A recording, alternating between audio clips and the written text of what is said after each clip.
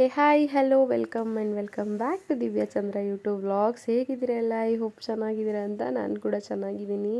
And ಯೂಟ್ಯೂಬ್ಗೆ ಅಂತ ಹೇಳಿ ವೀಡಿಯೋಸ್ನ ಅಪ್ಲೋಡ್ ಮಾಡಿದೆ ತುಂಬಾ ದಿನ ಆಗೋಗ್ಬಿಟ್ಟಿದೆ. ಹಾಗಾಗಿ ಇವತ್ತು ಯುಗಾದಿ ಹಬ್ಬ, ಇವತ್ತಿಂದನೇ ಸ್ಟಾರ್ಟ್ ಮಾಡೋಣ ಅಂದ್ಕೊಂಡು ಮಾಡಿದ್ದೀನಿ. ನಿಮ್ಮೆಲ್ರಿಗೂ ಕೂಡ ಹ್ಯಾಪಿ ಯುಗಾದಿ ಹಬ್ಬದ ಶುಭಾಶಯಗಳು. ಇಲ್ಲಿ ನಾನು ಬೆಳಗ್ಗೆ ಎದ್ದಿದ ತಕ್ಷಣ ಮನೆ ಕೆಲಸ ಎಲ್ಲ ಮುಗಿಸಿ ಅರೌಂಡ್ ಒಂದು 7:30-8 ಅಷ್ಟರಲ್ಲೇ ಕಂಪ್ಲೀಟ್ ಆಗಿತ್ತು ಮನೆ ಕೆಲಸಗಳು ಕೂಡ. ಪಾಪುಗೆ ಎಣ್ಣೆ ಹಚ್ಬಿಟ್ಟು ನಾನು ಸ್ನಾನ ಮಾಡ್ಕೊಂಡು ಬಂದೆ. ದೇವ್ರ ಮನೆ ರೆಡಿ ಮಾಡೋಣ ಅಂತ ಹೇಳಿಬಿಟ್ಟು ದೇವ್ರ ಮನೆನ ರೆಡಿ ಮಾಡ್ತಿದ್ದೀನಿ. ನೆನ್ನೆನೇ ದೇವ್ರ ಪಾತ್ರೆ ಎಲ್ಲ ವಾಶ್ ಮಾಡಿ ದೇವ್ರ ಪೂಜೆ ಮಾಡಿದ್ದೆ. ಹಾಗಾಗಿ ಇವತ್ತು ರಿಸ್ಕ್ ಆಗಲಿಲ್ಲ. ಆರಾಮಾಗಿ ಎದ್ದಿದ ತಕ್ಷಣ ಮನೆ ಕೆಲಸ ಎಲ್ಲ ಮುಗಿಸ್ಕೊಂಡು ಫಸ್ಟ್ ಕಾಫಿ ಮಾಡ್ಕೊಂಡು ಕುಡಿದು ಮನೆ ಕೆಲಸ ಎಲ್ಲ ಮುಗಿಸಿ ಸ್ನಾನ ಮಾಡ್ಕೊಂಡು ಬಂದೆ. ಪಾಪುಗೂ ಎಣ್ಣೆ ಹಚ್ಚಿ ಆಟಾಡೋಕ್ಕೆ ಬಿಟ್ಟಿದ್ದೀನಿ. ಸ್ವಲ್ಪ ಹೊತ್ತು ಎಣ್ಣೆ ಎಲ್ಲ ಡ್ರೈ ಆಗಲಿ ಅಂತ ಹೇಳಿ. ಅಷ್ಟರಲ್ಲೇ ನನ್ನ ಹಸ್ಬೆಂಡ್ ಕೂಡ ಹೊಲ್ದತ್ರ ಹೋಗಿದ್ದರು. ಅವರು ಹೊಲ್ದತ್ರದಿಂದ ಬಂದರು. ಅವ್ರು ಬಂದಮೇಲೆ ಇಲ್ಲಿ ನಾನು ಅವ್ರಿಗೂ ಕೂಡ ಎಣ್ಣೆ ಹಚ್ತಿದ್ದೀನಿ. ಆಫೀಸ್ ಅಂತ ಡೈಲಿ ಹೋಗೋದ್ರಿಂದ ಎಣ್ಣೆ ಹಚ್ಕೊಳ್ಳೋದೇ ಕಮ್ಮಿ. ಇವರಂತೂ ವೀಕ್ಲಿ ಒನ್ಸ್ ಕೂಡ ತಲೆಗೆ ಎಣ್ಣೆ ಹಚ್ಕೊಳ್ಳೋದೇ ಇಲ್ಲ. ಬೇಡ ನನಗೆ ಅಂತಿರ್ತಾರೆ. ಸೊ ಹಾಗಾಗಿ ಇವತ್ತು ಸಿಕ್ಕಿದ್ದೆ ಚಾನ್ಸ್ ಅಂತ ಹೇಳ್ಬಿಟ್ಟು ಚೆನ್ನಾಗಿ ಎಣ್ಣೆ ಹಚ್ತಿದ್ದೀನಿ ಕೂರಿಸ್ಕೊಂಡು. ಅವ್ರಿಗೆ ಎಣ್ಣೆ ಹಚ್ಚಿ ಸ್ವಲ್ಪ ಡ್ರೈ ಆಗಲಿ ಅಂತ ಹೇಳಿದೆ. ಆಮೇಲೆ ಸ್ನಾನ ಮಾಡ್ಕೊಂಬನ್ನಿ ಅಂತ ಹೇಳಿ ಕಳಿಸಿ ನಮ್ಮ ಅತ್ತೆ ಇಲ್ಲಿ ಒಬ್ಬಟ್ಟು ಮಾಡ್ತಿದ್ರು. ಅಷ್ಟರಲ್ಲಿ ನಾನು ಪೂಜೆಗೆಲ್ಲ ರೆಡಿ ಮಾಡಾಗಿತ್ತು. ದೇವರಿಗೆ ನೈವೇದ್ಯಕ್ಕೆ ಅಂತ ಒಬ್ಬಟ್ಟು ಮಾಡೋಣ ಅಂತ ಹೇಳಿ ಒಬ್ಬಟ್ಟು. ಹಾಗಾಗಿ ಯುಗಾದಿ ಹಬ್ಬದ ಸ್ಪೆಷಲ್ ಅಂದಮೇಲೆ ಒಬ್ಬಟ್ಟೆ, ಜೊತೆಗೆ ಮಾವಿನಕಾಯಿ ಚಿತ್ರಾನ್ನ. ಸೀಸನ್ ಸ್ಟಾರ್ಟ್ ಆಗಿರೋದ್ರಿಂದ ನನ್ನ ಹಸ್ಬೆಂಡು ತಗೊಬಂದಿದ್ರು ಮಾವಿನಕಾಯಿನ. ಅಲ್ಲಿ ಆಫೀಸ್ ಹತ್ರ ಯಾರೋ ಬೆಳೆದಿದ್ದಾರಂತ ಅವ್ರ ತೋಟದಲ್ಲಿ ಕೊಟ್ಟಿದ್ರು. ಚೆನ್ನಾಗಿತ್ತು, ಬಟ್ ಹುಳಿ ಕಮ್ಮಿ ಇತ್ತು ಮಾವಿನಕಾಯಿ. ಮಾವಿನಕಾಯಿ ಚಿತ್ರಾನ್ನ ಮಾಡೋಣ ಅಂತ ಈರುಳ್ಳಿ, ಹಸಿಮೆಣ್ಸಿಕಾಯಿ ಎಲ್ಲ ಚಾಪ್ ಮಾಡಿಟ್ಟಿದ್ದೆ. ಇಲ್ಲಿ ಮಾವಿನಕಾಯಿ ಕೂಡ ತುರಿತಿದ್ದೀನಿ. ಆ್ಯಂಡ್ ಇನ್ನೂ ಯಾರೆಲ್ಲ ನನ್ನ ಚಾನಲ್ನ ಸಬ್ಸ್ಕ್ರೈಬ್ ಮಾಡಿಲ್ವೋ, ಸೊ ಪ್ಲೀಸ್ ಹೋಗಿ ದಯವಿಟ್ಟು ಸಬ್ಸ್ಕ್ರೈಬ್ ಮಾಡಿ, ವೀಡಿಯೋಸ್ನ ನೋಡಿ. ಆ್ಯಂಡ್ ಯಾಕಪ್ಪ ವೀಡಿಯೋಸ್ನ ಮಾಡ್ತಿಲ್ಲ ಅಂದರೆ, ಕಂಟೆಂಟ್ ಇಲ್ಲದೆ ವೀಡಿಯೋಸ್ನ ಮಾಡೋಕ್ಕೆ ಏನೋ ಒಂಥರ ನನಗೇನೆ ಇಷ್ಟ ಆಗ್ತಿಲ್ಲ. ಡೈಲಿ ಅದೇ ರೊಟೀನ್ ಏನು ತೋರಿಸೋದು ಅಂತ ನಾನೇ ವೀಡಿಯೋ ಶೂಟ್ ಮಾಡ್ತಿಲ್ಲ. ಅಷ್ಟೇ ರೀಸನ್ ಬಿಟ್ಟರೆ ಬೇರೆ ಏನಿಲ್ಲ. ಯಾವುದೇ ಆದರೂ ನಿಮಗೂ ನೋಡೋಕೆ ಒಂಥರ ಖುಷಿ ಇರಬೇಕು. ಸುಮ್ಮನೆ ನಾನು ಡೈಲಿ ಮನೆಯಲ್ಲಿ ಏನು ಮಾಡ್ತೀನಿ ಅದನ್ನೆಲ್ಲ ಅಪ್ಲೋಡ್ ಮಾಡೋಕ್ಕಂತ ಆಗೋದಿಲ್ಲ.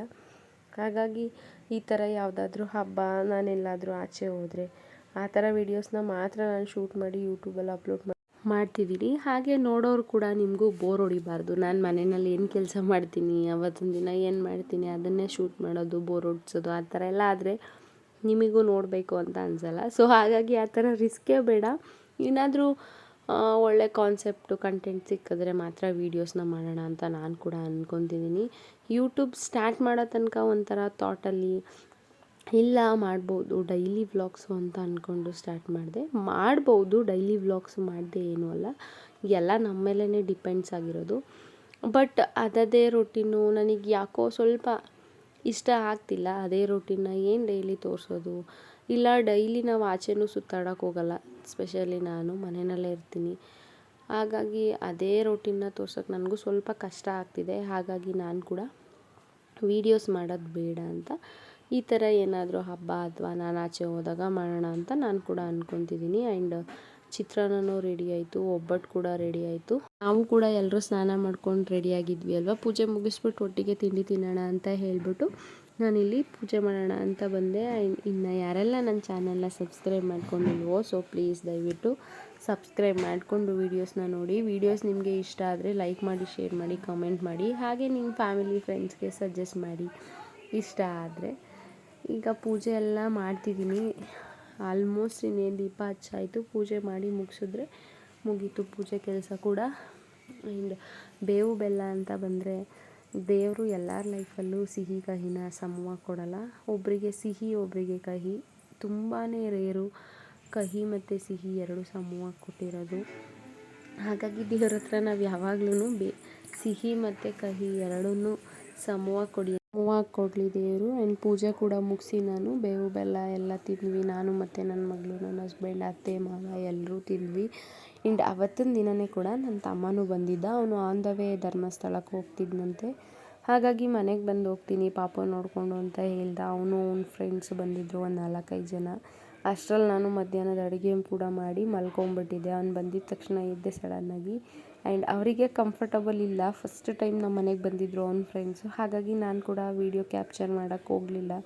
ಅವರು ಫಸ್ಟ್ ಟೈಮ್ ಬಂದಿದ್ದಾರೆ, ಖುಷಿಯಾಗಿ ಹೋಗಬೇಕು, ಅವರಿಗೆ ಅನ್ಕಂಫರ್ಟಬಲ್ ಮಾಡಿಸ್ಬಾರ್ದಲ್ವ. ಹಾಗಾಗಿ ನಾನು ವೀಡಿಯೋಸ್ ಯಾವುದು ಕ್ಲಿಪ್ಪಿಂಗ್ಸ್ ಆ್ಯಡ್ ಮಾಡೋಕ್ಕೆ ಹೋಗಲಿಲ್ಲ. ನನ್ನ ತಮ್ಮನೇ ಕೇಳ್ತಿದ್ದೆ, ಯಾಕೆ ನಾವು ಬಂದಿದ್ದು ನೀನು ವೀಡಿಯೋ ಮಾಡ್ಕೊಂಡಿಲ್ವ ಅಂತ. ಸೊ ನಾನಿಲ್ಲ ಅಂತ ಹೇಳಿದೆ. ಯಾರಿಗೇ ಆದರೂ ಅಷ್ಟೇ, ನಮ್ಮ ಇದಕ್ಕೋಸ್ಕರ ನಾವು ಅವ್ರಿಗೆ ಅನ್ಕಂಫರ್ಟಬಲ್ ಮಾಡಿಸ್ಬಾರ್ದು ಅನ್ನೋದು ಒಂದು ರೀಸನ್ ಇಟ್ಕೊಂಡು ನಾನು ಕೂಡ ಅದನ್ನು ಯಾವುದನ್ನು ಶೂಟ್ ಮಾಡೋಕ್ಕೆ ಹೋಗಲಿಲ್ಲ. ಆ್ಯಂಡ್ ಆವಾಗಲೇ ಹೇಳ್ದಂಗೆ ಆ ದಿನ ಅದೇ ಥರ ಹೋಯಿತು. ಸಂಜೆ ಸ್ವಲ್ಪ ಹಾಲು ಖೀರು ಕೂಡ ಮಾಡಿದ್ದೆ. ಅದನ್ನು ಅಷ್ಟರಲ್ಲೇ ಅವ್ರು ಬಂದು ಹೋಗೋ ಅಷ್ಟರಲ್ಲೇ ಸಂಜೆ ಆಯಿತು. ಸಂಜೆ ಆದಮೇಲೆ ನಾನು ಇನ್ನೊಂದು ಸಲ ಮತ್ತೆ ಫ್ರೆಶ್ ಅಪ್ ಆಗಿ ಇನ್ನೊಂದು ರೌಂಡ್ ಪೂಜೆ ಮಾಡೋಣ ಅಂತೇಳಿ ದೇವರಿಗೆಲ್ಲ ಪೂಜೆ ಮಾಡಿ ಸಂಜೆ ಸ್ವಲ್ಪ ಶಾವಿಗೆ ಪಾಯಸ ಮಾಡಿದ್ದೆ. ಅದನ್ನು ಎಲ್ರಿಗೂ ಕೊಟ್ವಿ, ತಿಂದ್ವಿ. ಆ್ಯಂಡ್ ಆಲ್ಮೋಸ್ಟ್ ಒಂದು 15 ಡೇಸಿಂದ ಕೂಡ ನನ್ನ ಹಸ್ಬೆಂಡ್ ನನಗೆ ಕೈ ನೋವ್ತಿದೆ ತುಂಬ, ರೈಟ್ ಸೈಡಲ್ಲಿ ಹಾಕ್ತಿಲ್ಲ ನನಗೆ, ಪೇಯ್ನ ತಡ್ಕೊಳ್ಳೋಕ್ಕೆ ಅಂತೆಲ್ಲ ಹೇಳ್ತಿದ್ರು. ನಾನು ಹೋಗೋಣ ಅಂತ ಹೇಳ್ತಿದ್ದೆ ಹಾಸ್ಪಿಟ್ಲಿಗೆ, ಬಟ್ ಅವರೇ ಸ್ವಲ್ಪ ಇಗ್ನೋರ್ ಮಾಡಿದರು ಬೇಡ ಅಂತ ಹೇಳಿ.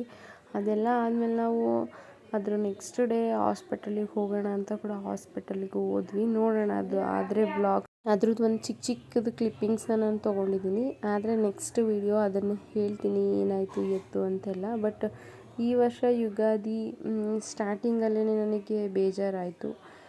ಈ ವರ್ಷದ ಮೊದಲನೇ ದಿನವೇ ಈ ಥರ ಆಗೋಯ್ತಲ್ಲ ಅಂತ.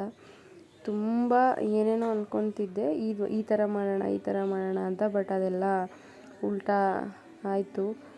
ಆ್ಯಂಡ್ ಇನ್ನೇನಿಲ್ಲ, ಈ ವ್ಲಾಗ್ನ ನಾನು ಇಲ್ಲಿಗೆ ಎಂಡ್ ಕೂಡ ಮಾಡ್ತೀನಿ.